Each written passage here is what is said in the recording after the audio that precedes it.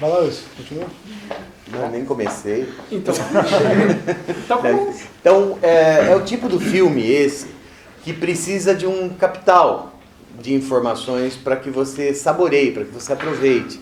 Ele não é um filme, por exemplo, de aventura ou apenas diversão, em que você chega e se contenta com aquilo que foi feito em termos de visual, em termos de montagem, ou música.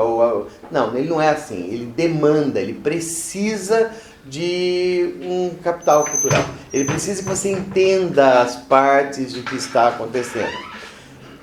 Ele tem também uma exigência muito grande de atenção. Você precisa de muita atenção, porque são detalhes. Eu costumo dizer que esse filme é uma cebola, né? Porque ele tem camadas. Você pode ir abrindo esse filme em várias categorias de análise. Você pode analisá-lo pelo lado política, você pode analisá-lo pelo lado sociedade, pelo lado trabalho, você pode analisá-lo como simplesmente arte, simplesmente cultura. Então você consegue desmembrar em várias camadas, em vários níveis esse filme. E por isso precisa de muita atenção. Ele é muito importante para vocês, porque vocês estão cada vez mais sendo incitados a escrever. A redação cada vez vale mais para vocês. E escrever tem muito a ver com prestar atenção naquilo que está fazendo. Quando você escreve uma redação, você está criando. E você está criando de novo a palavra, em que níveis? Tá? Você está criando em que estratos você está fazendo isso. Então você começa a definir até que profundidade você precisa ir no seu texto. A mesma coisa quando aparecer para você uma análise de texto mesmo. Você precisa decidir qual a superficialidade ou a profundidade que você pretende atingir. E ele faz muito isso. Ele faz um filme extremamente denso, mas que precisa ser entendido. E dá para ter... E o mais legal disso, né, é que eu acho que o Francisco até pode falar muito melhor que eu. E desculpa o seu nome. Marcelo. E o Marcelo. Leandro. E o Leandro podem falar também, que é esse lado das múltiplas interpretações. Mesmo que você não saiba a história suficiente para encaixar cada cena, você criou uma história que você tentou entender. E na hora de tentar entender, o que você fez? Você começou a dar significados. Você começou a criar sequências. Então eu garanto que muitos aqui têm uma história, cada um uma história. E se cada um de vocês fosse escrever uma redação contando o filme, nós teríamos 4, 5, 10, 15 filmes diferentes. Porque cada um de vocês teve um insight diferente, cada um de vocês teve uma percepção, um feeling diferente sobre o filme. Essa é a importância dele. Outra coisa, eu sei que frustrou muita gente que esperava ver sangue, muita gente que esperava ver carros fugindo. Sei que frustra um pouco. Mas a ideia é essa. Se nós não passarmos para vocês, vocês só vão assistir isso quando forem adultos. Se assistirem. Então, algumas vezes vocês têm que ser forçados ou surpreendidos com algo mais cultural. Por exemplo, nós fizemos isso nessa Semana Expressa. No primeiro dia, entraram 4 meninas dançando balé, né? Um balé extremamente clássico. E aí eu interrompo com uma música mexicana daquelas bem mariachis, lembra? No segundo dia elas dançaram balé. Vocês prestaram mais atenção. Foi visível. Se eu tivesse filmado no primeiro dia e filmado no segundo, seria absurdamente visível que no segundo dia todo mundo ficou esperando a música mexicana. E para esperar a música mexicana, prestou uma atenção incrível no que elas estavam dançando. Entendeu o que eu quero dizer? Às vezes o contraponto faz com que você preste atenção. Então a ideia é mais ou menos essa. Bom, eu não tenho muito o que falar sobre esse filme, acho... O que é raro. O que é raro. Confesso uma coisa, eu acho esse filme um porre de chato. Eu acho que vou falar agora das minhas impressões, depois eu faço uma análise, mas eu prefiro Posso jogar fazer você. a sugestão era Hair. Era pra ter sido Hair. Ai, cacete. Com eles vestidos. Eu gosto, Relativo sim, gosto eu acho, bom, esse filme é um filme da década de 80, finalzinho da década de 80, talvez ele pegue esse gancho de que baile tá na moda na década de 80. Aquela piada, Samuel. O filme é do Hector Scholar. Tá na hora errada, né? Vocês estão de férias. E na década de 80, eu sou da década de 70, eu nasci em 70 e vivi minha infância na década de 80. Também. E meu pai é músico. E é músico de baile na década de 80. Então, toda vez que eu penso em baile na década de 80, eu tenho uma impressão ruim. Eu sou da década de 90, minha adolescência, que eu vi o Nirvana. Discoteca pra... Pois é, né? Que eu vi o Nirvana, por exemplo. Então, Mas nunca disco o inferno, porque ele é católico. mas a minha religião não está em questão agora. Eu sou da época de... Eu sou da época de filme Rambo. Né? Eu gosto de filme que tem narrativa. Que é um belo drama, hein? É um belo drama. O primeiro. O primeiro é um drama. Eu gosto de filme que tem narrativa e, sobretudo, porrada. Então, quando eu concordo com o Wilson, fez uma análise, na minha opinião, perfeita do filme. Um filme que exige demais da gente sobre atenção, sobre repertório histórico. Eu ficava ali do lado do Anderson tentando pegar alguns repertórios, o que está acontecendo aqui e tal. Então, o filme, na análise do Wilson, concordo plenamente, mas essa transposição do teatro, porque é isso que esse filme faz, ele é um filme que transpõe o teatro para a tela, e essa coisa da tela fixa, ou seja, não ter cenário, não ter set de filmagem, isso me incomoda profundamente. Eu acho que o cinema é uma arte que pode explorar narrativas quase que infinitas, e quando eu vejo um filme fechado, que foi aquele o Lars von Trier tentou fazer isso no filme No Dogville? Dogville, isso me incomoda, isso é uma questão, impressão pessoal, isso me incomoda muito. Esse filme é um filme que me incomoda demais, assim, porque eu fico claustrofóbico assim quando assisto filme. Mas, do seu ponto de vista, agora eu fiz a minha análise técnica do filme. Do seu ponto de vista filosófico, essa questão de essa exigência que o filme nos faz, de olhar cada detalhe e ficar pensando no repertório, esse filme, de fato, ele é perfeito para isso. Quer dizer, você fica, parece que o filme nunca começa, né? Você fica sempre esperando acontecer a narrativa. Não fala também, né? Não tem um diálogo, não tem fala. Né? Então, cada percepção do filme é uma percepção que requer da gente uma atenção diferente do que a gente está acostumado. É o segundo filme sem fala que eles assistem, que eles assistiram A Guerra do Fogo também. Sim. Que é mais ou menos a mesma época, né? Um é 81, esse é 83. E, então, para mim, então, o que esse filme explora? O século XX. E aí, o que é o século XX? Essa é a grande pergunta do filme. Quer dizer, o que é a narrativa do século XX, que no filme é expresso dentro de um salão? O século XX, se vocês perceberem bem, ele é o fim de uma era. Quer dizer, ele marca o fim de um período e o início da nossa era. Eu gostei muito do começo do filme, embora não gostando do estilo do filme. Quando a gente visualiza os personagens amargamente, eles se olham no espelho o tempo todo, eles têm uma preocupação o tempo todo com aparência, né? O tempo todo, tanto os homens quanto a primeira cena do filme é a mulher, assim, a primeira cena já entrando numa narrativa é a mulher olhando no espelho e mexendo no batom, né? E todas as mulheres que vão entrando, elas dão uma olhada no espelho, elas se olham o tempo todo, essa troca de olhar, o espelho está presente o tempo todo ali, né? Essa troca de olhar entre eles, e depois entram os homens, e se vocês perceberem, os homens extremamente também ressentidos, vamos dizer assim. Esse primeiro bloco do filme expressa bem o ressentimento. O ressentimento do quê? É isso que eu fiquei perguntando. Né?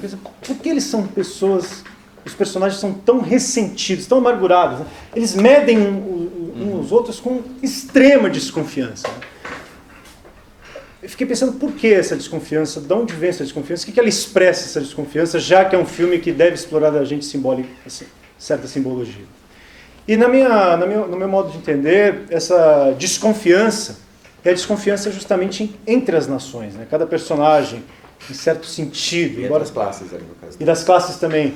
Embora seja bem difícil de analisar qual nação é certo personagem, e qual classe também, ele explora bem o ressentimento que o fim da modernidade gerou na nossa experiência como cidadão, como pessoa. Eu acho que o que melhor marca o fim da modernidade é a experiência do ressentimento. É a experiência de olhar o outro com desconfiança. Essa primeira mensagem do filme, para mim, é impecável. Porque ela é impecável em que sentido? Quando eu comecei a assistir, eu estava emburrado, puxa, meio fake, né? Achei meio fake e tal. Uma maquiagem estranha, os caras vão poder detalhar isso melhor. Mas quando vai para a lembrança do barman, quando a gente cai no filme, na história do filme, e cai na vitória da Frente Popular, que o Wilson pode falar melhor disso do que eu, Vale a pena. Eu percebo que o filme é justamente o problema do fim da modernidade, ou seja, o problema da decadência, da experiência de que nós, modernos, chegamos onde eles vão chegar, né? Nessa experiência de total esvaziamento de significado que é a nossa vida no século posterior ao século XX. Então, para terminar minha parte, o que marca o século XX? Quer dizer, o que ele é marcado de forma assim? Qual é a melhor expressão que nós poderíamos usar para definir todo o século XX? A experiência de decadência, aquela experiência que vinha da modernidade enquanto era iluminismo, que é a experiência da libertação do homem, que é a experiência do homem livre, senhor de si, mas de uma experiência que é construída em guerra, campos de concentração, e que depois é refletida justamente na década de 70, 80, que é a tentativa de um hedonismo que tenta buscar o esvaziamento dessa experiência ruim, que foi o século XX, mas que é uma experiência, eu gosto muito dessa palavra experiência, certo?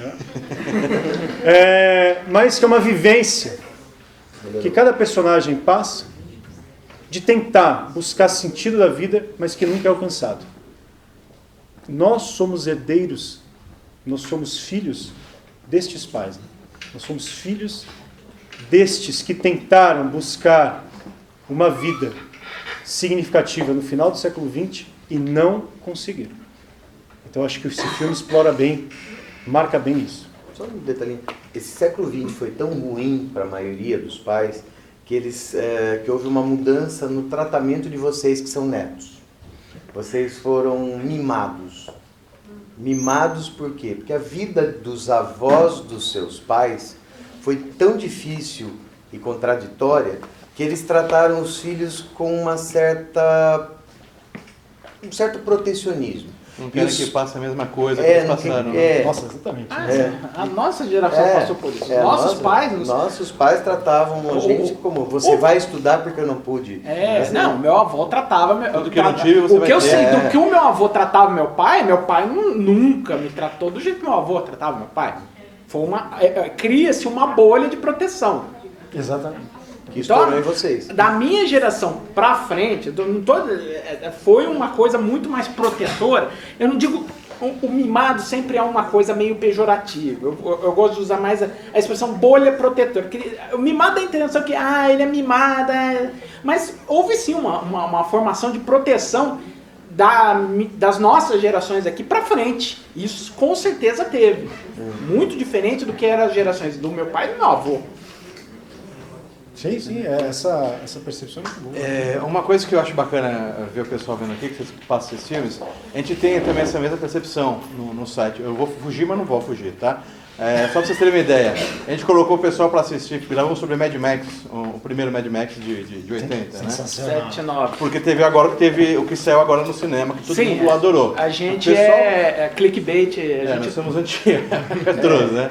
E muita gente foi ver agora, o nosso público, nós fizemos até uma de pesquisa, o nosso público tem idade mais ou menos do pessoal aqui, de 18 a 22 anos. Então imagina a dificuldade que o pessoal teve aqui, que é exatamente o que a gente sentiu. O pessoal foi ver o novo Mad Max no cinema, adorou, sensacional. Ah, mas existe vai ver o primeiro, mas é cansativo, é demorado, demora, não sei o quê. E tem aquele racista! E tem essas coisas. Tem texto. Não tem muito disso não também. O cara quase não abre a boca não, mas tem aquele racista! Mas graças a Deus, né? Graças a Deus, né? Primeiro. Mas o que acontece? Eu também não tenho essa bagagem na história francesa, né? Então, assim como muitos de vocês aqui, eu também muita coisa comecei a falar, putz, o Marcelo também, que ele é já bem mais estudado, foi me passando, olha, isso aqui não é isso, né? Mas o filme é isso, você tem que... Hoje em dia é difícil ter um filme desse sair. Teve um que saiu ano passado, que é O Homem Duplicado, que é do Jake Gyllenhaal, né? É um filme também que é cheio, assim, você tem que ficar captando metáforas, simbologias, né? E é um filme que foi premiado aquele diretor português, qual é o nome dele? Saramago. Do escritor português, Saramago. Do Saramago. Da cegueira, né? Isso. É O Homem Duplicado. Esse é ano passado. Só que ganhou prêmios, não sei o quê, pegou poucas salas porque o público hoje em dia quer tudo mastigado. E é um filme desse que não é mastigado, né? É um filme desse que... Eu acho que esse filme não é quase metafórico. Eu acho que o que você precisa ter é um capital cultural histórico, né? Sim. É isso que precisa ter. Se você souber acompanhar a linha histórica, você entende tudo, né? E é uma coisa que é muito complicada, que é a história recente do século XX, que tradicionalmente é uma coisa que não é tão estudada a fundo quanto a história mais antiga. A gente acaba estudando pré-história, Grécia, Roma, mas quando se trata de entender o que foi o século XX, o estudo em si, tradicional, é muito pouco, até porque a gente está, no meu caso, por exemplo, quando eu estava vivendo anos 80, anos 90 na escola, então é muito difícil você estudar o que você está vivendo, coisas muito recentes, você só tem como analisar um processo, alguma fase de república, alguma coisa assim, depois que ela passou. Porque distanciamento. Porque você tem um distanciamento, você vê do Quanto que ela... mais longe você olha, parece que você olha melhor, Não, né? e se você vê o resultado, as consequências, não adianta você chegar, eu vou analisar agora, sei lá, administração... Eu vou dar um exemplo, vocês já viram, o Oliver Stone fez um filme sobre o George W. Bush, chamado W. E o filme é fraco. É fraco não porque o Oliver Stone é um péssimo diretor, muito pelo contrário, mas ele fez esse filme sobre o Bush quando o Bush ainda estava no governo. E você não tem como você tirar uma conclusão final sobre tudo que foi a administração do Bush, sem você ter um distanciamento e ver o que isso repercutiu, por exemplo, na administração do Obama e nas eleições futuras americanas, porque está tendo um crescimento... Michael Moore vai fazer isso bem melhor. Não, e está tendo um crescimento do irmão do Bush agora lá. Então você tem o Jeb Bush. Então, essas nuances do que foi a fase do Bush seria muito melhor explicado 20 anos depois que se passou a administração dele. Como foi? Ele fez brilhantemente no JFK. Ou no Nascido a 4 de Julho, que embora eu não goste, ele faz um panorama da época perfeito. Então, mas o Baile, ele também é de 80 e... É de 83. Ele está na mesma época ainda, ele não tem esse distanciamento. Mas o que acontece? Ele não faz... A melhor parte é que ele conta de antes. Ele mostra no Baile a situação hoje que ele estava falando sobre o pós-modernismo, né? Que entrou em voga nos anos 80, era tudo pós-moderno, né? Pós-modernismo. Basicamente isso, aquele negócio meio mal do século, né? Tudo, né? Que o pós-modernismo, na verdade, é a ressaca do que foi todo o século XX. O século XX foi um porre e no final ficamos com a ressaca. economias foram pro buraco, a França, à época, ainda estava tendo problemas de terrorismo lá, por conta da Argélia. Desmonte de todo o colonialismo. Você tem, por exemplo, um filme muito interessante, que na verdade foi uma série francesa, eu acho que está no Netflix, não sei se já saiu, mas é interessante procurar, chamado Carlos, que conta a biografia do Chacal, do terrorismo, do terrorista francês, muito bom. É Carlos o Chacal, o cara, um terrorista famoso ligado aos assuntos franceses, principalmente. Ele legal, o cara era um explodir avião, O cara era um mega monstro. São dois, é Carlos 1 e Carlos 2. Mas na verdade foi gravado como uma minissérie. Gente, é só um detalhinho. O século XX foi tão traumático para quem o viveu, ou para quem é pelo menos filho de quem viveu, que é um dos assuntos mais recorrentes em vestibular. Tanto que você não passa um vestibular, principalmente FUVEST, que não apareça Eric Hobsbawm, que é o cara que fez a dissecação desse século XX. A Era das Incertezas. A Era das Incertezas, a Era das Revoluções, sempre é a Era. E aí tinha a briga dele com o Fujikawa, que o Fujikawa dizia que era o fim da história. E ele marxistamente defendendo essa evolução histórica. Fukuyama. Francis Fukuyama. Fujikawa é um diretor. Que não escreveu o fim da história. Não escreveu. Mas também fez outras coisas.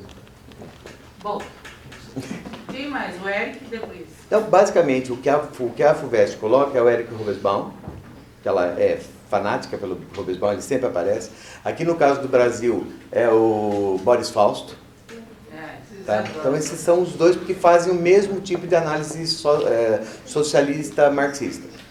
Tá? Então como eles fazem esse mesmo tipo de análise e a maioria dos caras que fazem as provas, ou seja, os examinadores, são comunistas não, socialistas, graças a Deus, né? São socialistas, ou se acham, tipo a Marilena Chauí, que ela acha que ela é. Então, esse pessoal acredita que deve forçar esse tipo de pergunta nesse tipo de análise. Mas eles são mais observadores, né, da realidade do que fazer... Esse é o seu ponto de vista. Eles criaram uma teoria, eles são observadores. Então, mas eles analisam com que óculos? Com um ponto de vista já feito. Né? Então, são observadores. É experiência. Pronto. E também agora o Bauman, né? Maria Eu Paula. não vou usar porque eu sei o que é. Eu tenho dentistas 11 horas.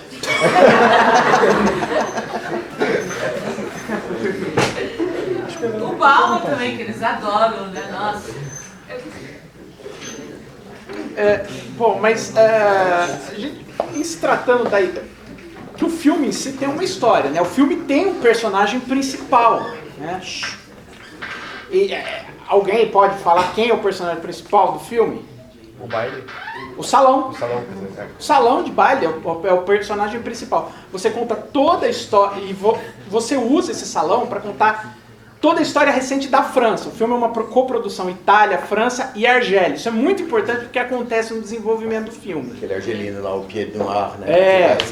Então o que acontece? Você tem, você passa por momentos históricos, você tem a vitória da Frente Popular e você vê trabalhadores fazendo, dançando, comemorando, aí entra aquele casal, que aí é uma história à parte, não é uma... Aquela história daquele casal não é uma alusão a lutas de classe, a algo que estava acontecendo. É uma historinha que está ali no meio para dar um motivo. Tem uma série de histórias à parte do conceito histórico que estão ali colocadas para dar um certo divertimento a quem está assistindo.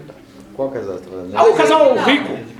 Mas o casal rico representa o capitalismo. Sim, representa o capitalismo, mas você vê que não tem uma questão... é símbolo... Sim, mas não tem uma questão de luta de classe forte ali. Mas uma parte Não, que pega mas a esposa dele... ele mostra que com a vinda dos americanos se reestrutura a sociedade francesa e a economia francesa. Sim, mas é mais pra surge frente. uma diferença de classe. Tanto que quando o povo assume o baile, ele sai. Não, ali Eles não antes, se misturam. ali antes é dos americanos, antes dos americanos.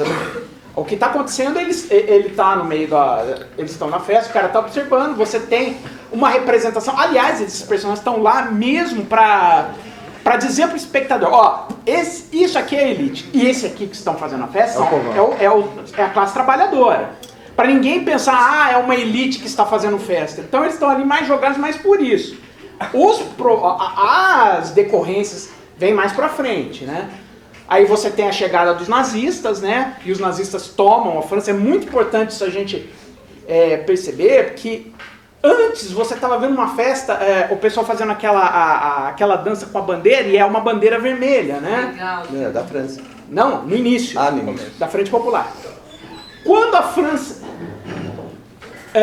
França é tomada pelos nazistas, entra a figura do colaboracionista, né? É o Pétain. Que tem que é uma vergonha para a França, porque o Pétain foi o herói da Primeira Guerra Mundial. O Pétain foi o general herói da Primeira Guerra Mundial que venceu os alemães. Na segunda, ele topa ser o comandante. O adesista, o colaborador. Mas principalmente o chefe da França da República de Vichy. Que era Nesse momento o que acontece? Você tem o colaboracionista, né, que está junto com o nazista, e eles dançam, né? Ninguém quer ficar com o nazista, ninguém quer ficar com o colaboracionista. Sobra o quê? Dancem os dois, e o colaboracionista é a mulher. É a mulher, O colaboracionista é a mulher, tanto que ele ainda olha com aquele olharzinho, suspirando. Quando aí toca o sino, França liberada. Você vê que ele leva a bandeira da República de Vichy, o colaboracionista, ele com aquela bandeira azul. E aí a liberação da França deu um sentido de nação para o país muito grande. Tanto que aí a comemoração era com a bandeira francesa, a música Bleu, Rouge, Blanc. É uma farandole, que é a música mais tradicional francesa. Exato. E depois tem o rechaçamento, né? Chamam ele. Exato. É legal, né? Que aí o colaboracionista, não, eu sou francês, mas tudo Ficou a mundo... mágoa ainda, né? Lógico. Mágoa, né? Você é o cara que chegava lá e falava, aquele lá é da resistência, mata. Paredão, É o Judas. Mais pra frente, tem a situação dos pracinhas americanos, que os americanos viraram heróis no pós-guerra, porque além de ajudarem a liberar a França, ajudar a ganhar a Segunda Guerra, eles estavam com o plano Marshall, reconstruindo. Então você tem a Coca-Cola, todo mundo tocando o jazz americano, era só música americana, In The Mood, era... A banda, você começa a ver no salão, tudo mudando, né? O nome da banda americana, né? E o mais interessante é que o pracinha americano pega um trompete e toca La Vie en Rose, que é a chanson americana, a chanson francesa que não estava sendo tocada mais, que é uma ideia do Satchmo, né, do Louis Armstrong, que estava gravando La Vie en Rose. Por isso que ele pega o trompete. Os insights do América. Que é o Eu só achei que era uma volta às origens. Aí, na verdade, o Louis Armstrong estava tocando a música francesa e lembrando, peraí, e aí... O mais lógico, se fosse apenas um retorno à música francesa, seria o acordeon. Tá. O mais lógico, o mais francês seria voltar com o acordeon. Ele volta com o trompete porque o Louis Armstrong... É aquela história. Os Estados Unidos ele começa a fazer amizade com todo mundo depois da Segunda Guerra Mundial. Por isso que vai tocar Aquarela do Brasil, sabe? Vai tocar México. E o pulo que se dá, que é mais ou menos nos anos 50, que teve a mania do latino. Então tinha aquelas músicas mexicanas. Você vê que a banda começa a ter nomes, né? Los Acapulcos, antes era Los Lonely Boys. E aí, era a mania do latino. E aí aparece uma coisa que estava acontecendo. Você viu que aquele cara que estava lá com aquele boinazinho, é aquele símbolo dos paraquedistas, que estava acontecendo a revolta na Argélia. Que foi quando o governo francês mandou uma porrada de paraquedistas, matou meio mundo lá na Argélia. E aquele cara que estava sendo levado, a polícia estava catando ele porque ele era argelino ilegal. E cobriu o cara de porrada. Só um minutinho aqui. Gente, presta muita atenção nisso e vá atrás de tudo que você puder sobre essas imigrações do final da descolonização de África e Ásia, porque hoje em dia um dos assuntos mais quentes que você pode enfrentar no vestibular é essa imigração que está sendo aceita, né, pelos europeus agora. Então aquele monte de gente morrendo na travessia do mar Mediterrâneo. Então presta muita atenção nisso, é um assunto não é quente, é um assunto e não aceita com grandes aspas, né? Não Os aceita. franceses não gostam de argelino. Não, eles chamam de pied noir, os pés pretos. Ele pode ser branco que nem o Chico, mas ele veio da África, ele é um pé preto. Tanto que aquele cara que, ainda voltando antes do período da guerra, que ele tenta dançar Com todo mundo. Não, mas ele tenta dançar com a mulher do rico, ele namora a mulher do rico, ele põe uma bandeira que é da Argélia. Ele é o argelino branco, né? Que se considerava francês, que pior é isso. Exato. Né? Ele se considerava francês. Tem um ele filme... era. Mas foi isso, ele é. Né? Ele era. Né? A hora da volta. É o que a gente já trabalhou com eles. O colono, ele é da metrópole? Não. Ele é filho da metrópole. Ele é filho da metrópole. Então ele nunca é considerado como metropolitano. Brasileiro era brasileiro, nunca português. Brasileiro, ele não era Reinol. Aliás, um dos maiores escritores da língua francesa é argelino, que é o Albert Camus. Um dos maiores jogadores de futebol da história francesa é argelino também. Zidane. Prefiro esquecer. Zidane. Prefiro esquecer. Cabeceador? Não, prefiro esquecer. Cabeceador em ambos os sentidos, né? No gol e nas pessoas. Aí você tem, em 68, os protestos de maio, né? Que aí antes disso, você tem o rock entrando, né? O rock expulso. E é muito importante a gente ver que o rock, ele não é uma música de baile, as pessoas não tocam. Você põe o rádio pra tocar. É a jukebox, a jukebox. Né? Então a banda sai de cabeça baixa também. Você vê que os caras foram passados para trás totalmente. A influência americana e era realmente a nova geração tomando conta. Os baby boomers finalmente, né, virando adolescentes e um público consumidor. E teve o rock, e era aquela rebeldia, era sexualidade. E aí, em 68, a revolução, os protestos de maio, né? E aí toca Beatles, que era uma coisa, que era algo identificado com o público daquela época, embora eu, no caso, eu colocaria Street Fighting Man dos Stones, mas enfim, é outra história. Pra dar na cara, né? É que a Michelle é uma canção francesa, né? Ela tem aqui, o Paul McCartney, ele de todos lá que compunham naquela época, ele tinha mais ouvido para todos os tipos de gêneros. Né? Então ele compôs uma música francesa, utilizou o Michel e tal. Mabel. Fizemos uma passada rapidinho. Só falta... Já que você é o The Master Boss and the Master Boss, the Boss da Master. E a estética? A estética é a seguinte, você pegou um filme, a proposta desse filme era o quê? Eu vou fazer um filme sem diálogos, que vai contar a história de um século, através da mudança de música, através da mudança de vestuário. E estereótipos. E estereótipos. Cenografia e música, né?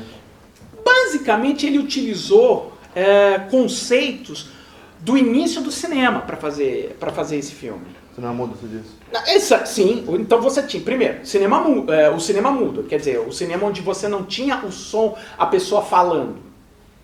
Até o som aparecer, que isso foi em 1926, era tudo mudo, você tinha só um acompanhamento que o cara tocava na hora, ou então alguém mandava... Ou então alguém, quando já começou a ter alto-falantes, mas botava uma trilha qualquer, o filme não tinha som. E a época, antes do som aparecer, tinha... Posso só falar uma coisa? Isso é impensável para vocês, né? O filme não ter som, né? Mas, por outro lado, a gente eles faz eram... algumas piadinhas na sala que morrem na parede, assim. Por quê? Tipo Samuel. Porque não tem referencial pra isso. Não, mas nunca viram não ver, sabe? Mas nesse caso desse filme foi mais fácil fazer isso porque ele era uma peça de teatro também, não é? Não? Ele foi baseado numa peça de teatro, mas ele é mais, na verdade, é mais um balé que você tá vendo, né? Como se fosse um teatro. É como você vai no teatro, isso, como o Carlos Saura fez no mesmo ano com o Carmen. Você tá no teatro, sentou e tá vendo o balé. O balé que é contado sem... Mas o que eu ia chegar a isso, ideias do início do cinema também, que o cinema começou como se fosse teatro filmado. O cara punha a câmera aqui, o pessoal representava aqui num palquinho. Você vai ver o filme do Méliès, Viagem à Lua, é basicamente isso. A câmera tá lá, parada estética, e o pessoal representando à frente. É um teatro filmado. É um teatro filmado. Você tem o proscênio. Você tem o teatro em si. O palco. E aí, depois que o pessoal começou a arrancar a câmera e falar, não preciso A mostrar câmera mexe, vira pro lado. a câmera pode mexer, a câmera pode fazer enquadramentos. A câmera da quarta parede. Exato. Não é nem a quarta parede em si, mas você pode botar um close-up. Em vez de botar as pessoas todas em plano geral andando aqui representando. Você pode botar um enquadramento aqui. Captação do áudio. Não, e aí depois você foi ter o áudio, né? E aí o grande passo do áudio que falaram que sempre foi citado aqui, os filmes até aparecerem no áudio, visualmente eles eram extremamente sofisticados, em termos de ideia, em termos de você compreender. Você colocava visualmente, conseguia transmitir uma ideia, sem precisar falar. Quando o áudio apareceu, o cinema andou um pouco para trás nesse sentido, a época. Ele mastigou tudo pra... Não, era pior, porque era assim, como você tinha que... Esse recurso? Você tinha que falar, olha, tem áudio, olha, então o cara falava assim, estou abrindo a porta, estou sentando na cadeira, coisas assim. Desculpa, o maior exemplo dessa coisa sem o áudio é a escadaria do Potemkin, Coraçado Potemkin. Potemkin. Que é aquilo? A simultaneidade das cenas, que você fica assim... Não, mas aí a simultaneidade da cena, a gente já está entrando em outro âmbito, que é a edição do Eisenstein. Que o Eisenstein, além de bom diretor, ele era um fenomenal editor. Ele foi o cara Que criou isso? que ele... Vamos dizer assim, a edição já era um conceito... colocar no cinema, assim, o primeiro filme, assim, filme, nesse sentido, que a gente conhece de contar uma história, tal, que a gente pode dizer, iniciou o método de contar o cinema, é O Nascimento de uma Nação. Filme completamente racista, tal, Como que é o nome dela? do Griffith. Griffith. É. Não, dela não, eu tava pensando Ela na... do livro. Liechtenstein, né? Não sei o nome. Ah, não, é o Nascimento de uma Nação, um filme completamente racista Mas lindo. Não, e super bem editado. Tanto que eu tava assistindo o filme Nascimento de uma Nação, uma hora eu tava torcendo pra Ku Klux Klan. Eu falei, não, peraí, isso é errado! Não pode! É verdade. Porque o filme é tão, assim, nesse sentido, ele é editado, que você fala, foi ali que começou a edição mesmo.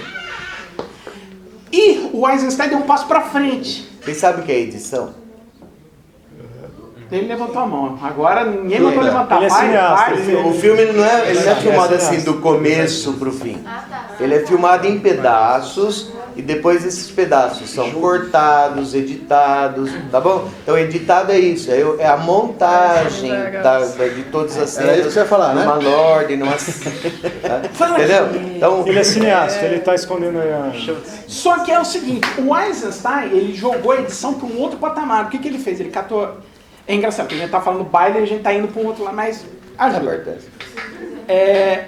Ele catava coisas, não só ele, mas também todo mundo da escola russa, ele colocava assim, um cara feliz, e eu ponho a imagem, e eu corto para uma imagem de uma criança.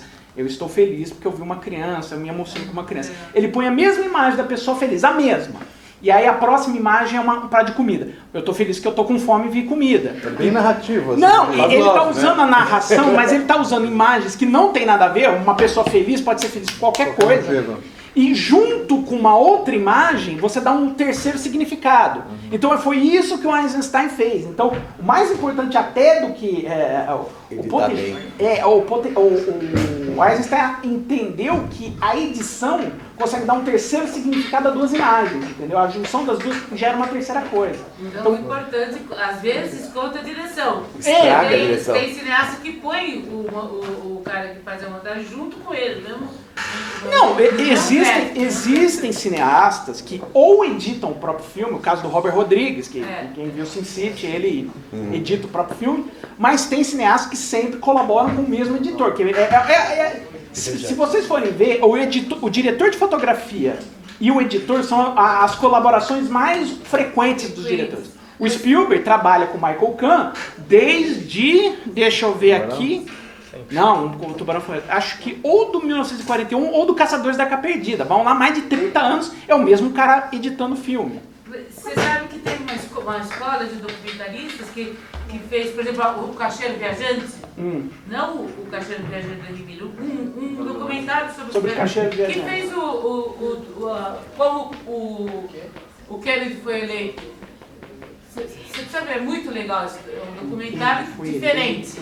É um documentário parecido com o do Eduardo Coutinho. Sim. É muito estranho, sabe? E ele, a mulher dele era editora, mas quando aparece o crédito, é ele como diretor e a mulher no mesmo patamar. Sim, porque você, o filme nasce 3 vezes, né? No roteiro, na captação e na ilha de edição. Na edição. O próprio Tropa de Elite, o primeiro Tropa de Elite, eu não quero falar mal do Tropa de Elite aqui, porque depois, você fala mal do cinema brasileiro, não é isso. Mas o que rolou, o burburinho do pessoal que estava por trás, falou que o filme foi salvo na ilha de edição. E basicamente foi mesmo. O próprio editor até, o diretor até, o Padilha até meio que deixou isso no ar. O que acontece? Ele tinha um filme que ele estava contando. Quando ele terminou de ver o filme, não se contava, assim, não dava certo, as cenas que ele tinha não cabiam, mas ele sabia que ele tinha uma puta atuação no Wagner Moura. Ele pegou, remontou o filme e meteu uma narração por cima. O filme fez o sucesso. Só que ele é um cara que ele tem uma visão mais de esquerda. E o filme andou muito na ambiguidade, porque ele virou, eu salvo a minha intenção ou eu salvo o filme? Porra, pra minha carreira eu tenho que salvar o filme. Então o filme pegou aquela cara meio direitoide, ele teve que fazer o Tropa de Elite 2 pra dizer, olha, eu não sou direita. Não é bem isso. Não sou bem isso, a culpa é do sistema, né? A culpa é do sistema. Falando em edição, o que você acha de Plataforma 9? Hã? Você lembra do Plataforma 9? Plataforma, não é Distrito 9? Não, Plataforma, aquele quando morreu o Lugosi.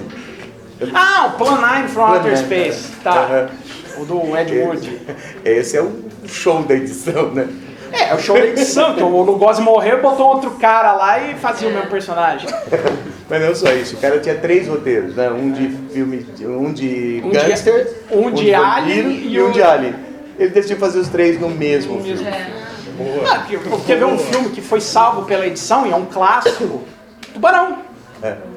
O Tubarão, o boneco não funcionava. O nome do filme, quer dizer, não é o nome, porque o nome em inglês é Jaws, mas tá, o astro do filme é o Tubarão. Você não tem o astro do filme. O Tubarão aparece, se você contar o tempo de Tubarão em tela, não tem 5 minutos. O filme a música é mais frequente. A música tá lá, aqueles barris estão lá, pra você falar, o Tubarão tá ali. As caminhas mexendo embaixo da água. Não era aquele do suspense, o que o Hitchcock falava? Que quando aparece o monstro é menos interessante do que esperar pelo monstro? O Hitchcock, ele mesmo sabe, psicose. A cena de edição do chuveiro é pura edição. A faca não pega naquela mulher, mas nem um segundo. Você não vê entrar. A faca não entra, mas você tá vendo a mulher sendo esfaqueada, cara. E como? E você viu que coisa interessante que a Adolescente fez igualzinho? Igualzinho! A mesma cama, pegou direitinho. Com o vice em voga. Voltando ao baile. Demos uma volta. A gente costuma fazer isso no podcast. Tá parecendo um podcast. Olha, pode dar pauta. Olha, só pra dizer, o podcast do... Mas o lance é esse. Só fazer uma pergunta, daí a gente vai para os alunos. Qual a ligação que você faz entre o baile e a expressão convidar para dançar? Sou sacana, né? Num baile você convida uma pessoa pra dançar. Na história. Hã? O que é convidar para dançar? Metáfora? Aí tem uma metáfora importante. Aí sim é metáfora. Que é a ideia de trazer os parceiro, aliança. Os parceiros, aliança. Chamar para dançar vem comigo, né? Então fica. Quer entrar nessa guerra comigo? Não, tô fora.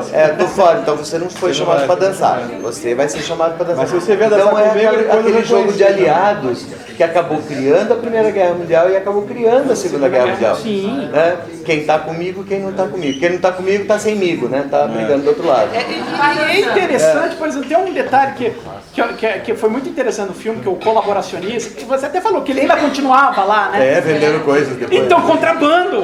Como ele faz, como o colaboracionista faz para se sustentar? Porque ele é um personagem do submundo, né? Então o que ele vira? Contrabandista, né? Tá com uísque, tá com queijo. Mas lembra que ele era o governo. Né? Mas ele era sempre uma figura da sombra. Mas daí ele passa a ser o governo traficante. Traficante. O governo traficante. Pessoal, queria abrir para perguntas de vocês. Pode ser sobre qualquer coisa, menos sexo, droga e rock and roll. Vamos embora. Nem pra isso. Pode perguntar o que vocês quiserem. Porque já responderam, só não prestei atenção. Por quê? Sinceridade é tudo nessa vida. Olha, Não, a parte você tá me lembrando uma vez que um cara me parou, um bebum me parou no meio da rua. Me chegou a virar e Mas falou, onde ele tava? parou eu no meio da rua e falou assim, olha, me dá um dinheiro, eu vou gastar em pinga. Eu falei, tó, vai. Honesto. Fala, Bia. Por que ficou a aquarela no Brasil? Influência latina, Nos anos 50 estava tendo muito a questão, vamos dizer assim, entre aspas, né, Dr. Evil, a moda do latino. Então você tinha não só... Carmen Miranda. Não, a Carmen Miranda foi até antes, né? Foi nos anos 40, mas até os anos 50 você tinha orquestras tocando música latina. No Brasil também teve muito isso, música caribenha. Então elas tocavam mais nos Estados Unidos e tudo que tocava fazer sucesso nos Estados Unidos ia pra lá também. Você tem que lembrar que o final da Segunda Guerra Mundial é o começo da Guerra Fria. E o mundo passa a ser dividido por duas, digamos, intenções. As intenções socialistas capitaneadas pela União Soviética e as intenções capitalistas liberais também influenciadas pelos Estados Unidos. E eles estavam angariando pessoas para dançar com eles. Tá? Então eles estão chamando para dançar. Os Estados Unidos oferecendo a reconstrução da Europa com o Plano Marshall. Os socialistas oferecendo o Comecon, né? Que também é o lado de lá da reconstrução. Então eles estão chamando gente, cada um para o seu lado, para formar cada um o seu corpo de baile. Eu tenho que puxar o saco dos povos que eu estou querendo chamar para o meu lado. Então eu tenho que valorizar o que deles? A cultura deles. Inclusive, para quem se interessa, nos anos 40, durante a guerra, os Estados Unidos até introduziu a política da boa vizinhança. É um filme da Disney chamado Alô Amigos. Que eles falam, não, a gente tá aqui no processo da boa vizinhança, o governo chegou pra gente, falou, vai lá, e aí a gente foi, e aí foi no Chile, foi no Brasil, o cara me cria o Zé Carioca, cria o Panchito, o Panchito no Você Já Foi à Bahia. Mas os dois filmes são sobre foi uma grana que o governo deu pra Disney, até porque a Disney tava precisando de dinheiro, porque perdeu o mercado com a guerra e tudo. Então ela precisava sobreviver, começou a trabalhar para o governo. Marcelino Polivinho. Aí depois foram, né, os filmes latinos fazendo sucesso. Porque no pós-guerra, a gente tem que se lembrar, e aí voltando para a história do cinema, a Hollywood teve várias eras de ouro. Teve a era de ouro da época do cinema mudo. Aí logo depois a era de ouro começou nos anos 30 e foi até mais ou menos o final da guerra, o início dos anos 50, que foi a era de ouro que começou com filmes de gangster, filmes no ar e grandes épicos, e O Vento Levou, e você teve isso.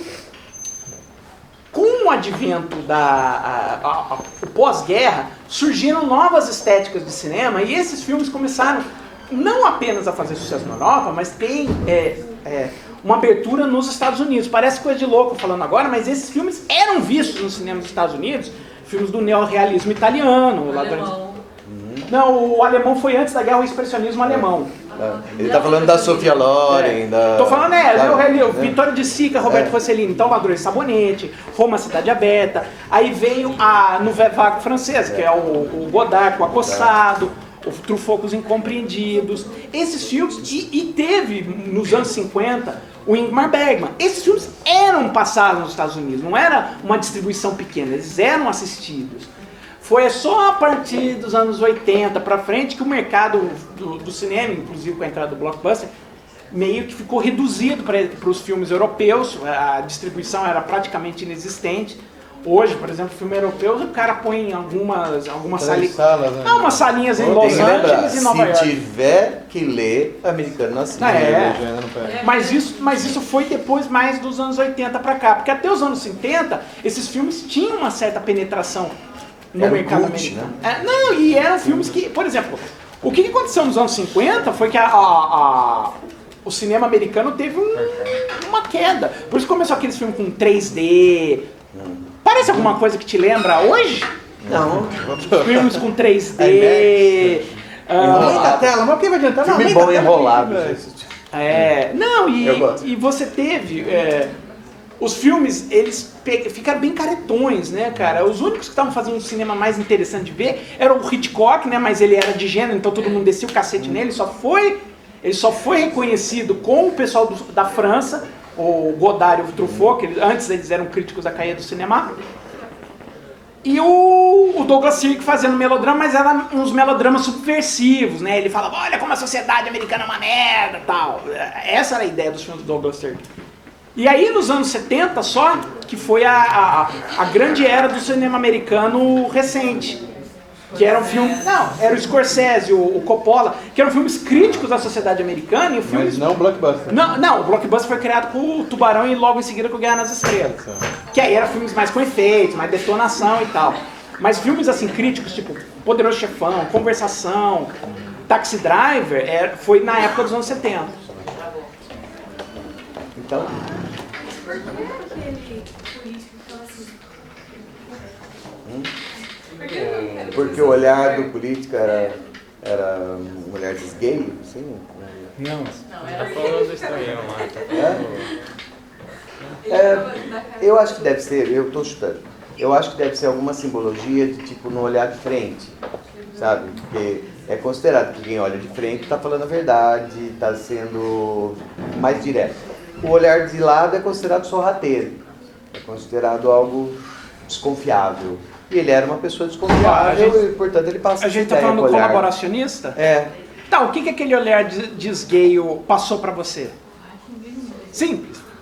Tá prestando atenção nas coisas. Prestando atenção nas coisas ou ele estava maquinando? Malandragem. Malandragem. O malandrão não olha no olho. Ele estava se esgueirando, vamos dizer assim? Ele tava meio que planejando as coisas. Era exatamente essa a intenção do diretor. O diretor, às vezes... Muito obrigada. É um Nada. bom dentista. Bom mentira. Obrigada. Bom furo. Às vezes um prego é um prego, entendeu? Algumas coisas ele passa bem claro e outras coisas ele não passa, né? Exato. Porque é os que você pega no cenário, essas coisas a entrada do banheiro, que primeiro tem as duas placas em francês, depois quando entra Os americanos tem em placas inglês, né? tem as placas em inglês. Algumas coisas são bem na cara, outras não. Alguém mais? Tinha um cara no filme que ele era todo estranho, tinha um narigão, assim, ele Ah, sempre era o excluído. O queixudo? O mais alto? O queixudo que depois fez o nazista. É o mesmo ator. Depois faz o cara que bebe. Assim, né? No essa era o mesmo início, personagem. no início e no final ele tá dançando meio assim e tal. Aí depois ele é queixudo e depois ele faz o nazista. O que ele... Ó, o queixudo, geralmente, pelo que eu sei, é o estereótipo do francês, é o monton galoche, né? É o queixudão. Então ele é talvez o francês base, né? Tem caricaturas, né? O filme inteiro é caricaturado. Exato, não, e totalmente sem ginga nenhuma, né? Você vê que é durão, né? Parece que engoliu um bambu, tá lá.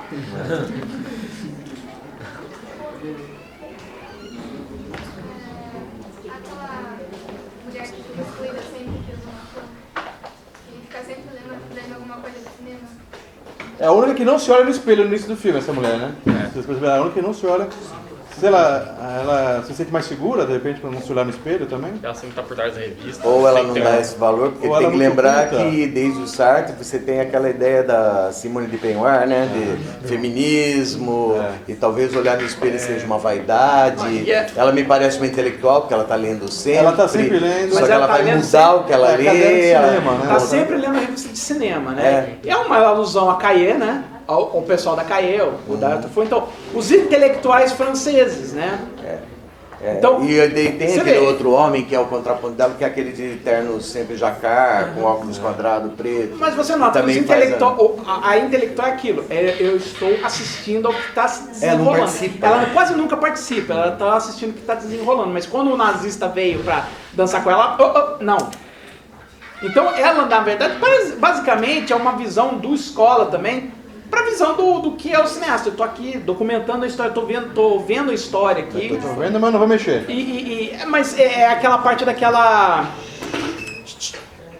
teoria de que se você começa a analisar, você está interferindo no Ela só registra. Então você registra. Lembra quando eu falei de Cebola? Esse filme, ele é tão fuçável Ele camadas. É um ogro, né? Como Shrek. Camadas. Você consegue ficar, se quiser, falando sobre ele, sobre interpretações e visões sobre ele, Nós vamos ficar atrás dela. ad eterno. Mas nós temos que orar. Sim. Então, primeiro perguntar, vocês assinaram lá? Não sei. Tem a surpresinha dele. Ah, tem aquela surpresinha. Pessoal, obrigado. Alguém fazendo Vocês querem aniversário? fazer pergunta? Tem que provar. Cara, lá também tem hora que eles estão dançando lá com a bandeira da França.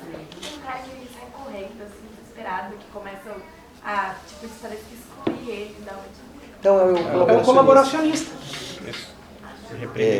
Ele pensou que toda aquela traição que ele fez em época de guerra seria esquecida. E Não não. foi. Não deixaram ele entrar, melhor, puseram ele na roda.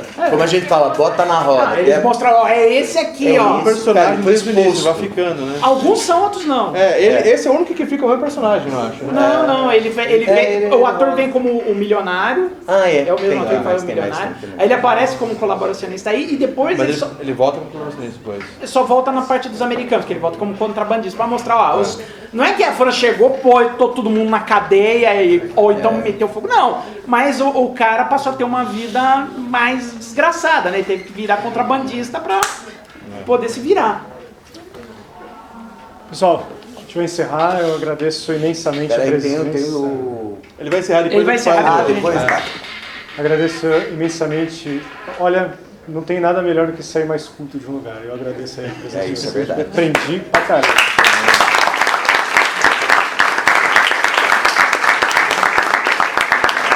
E só quietinho aqui ouvindo, vocês estão... Por isso que a gente chama ele de um especialista. Um especialista. Agora nós vamos fazer um sorteio dos ingressos. especialista. Agradecer ao Wilson pela participação sempre muito nobre. E nós vamos sortear os ingressos? Isso. Eu não vai mais porque o Marcelo falou que Blockbuster é ruim, acabou com o cinema. Né? Acabou com o cinema, mas eu quero ver. Eu quero ver. Não, cara. Obrigado. Deixa eu pegar aqui. Obrigado, professor. Obrigado mesmo, viu? O sistema de sorteio, vocês fiquem à vontade. Eu achei que eles Não têm que deixa fazer ele sozinho, alguém segurar.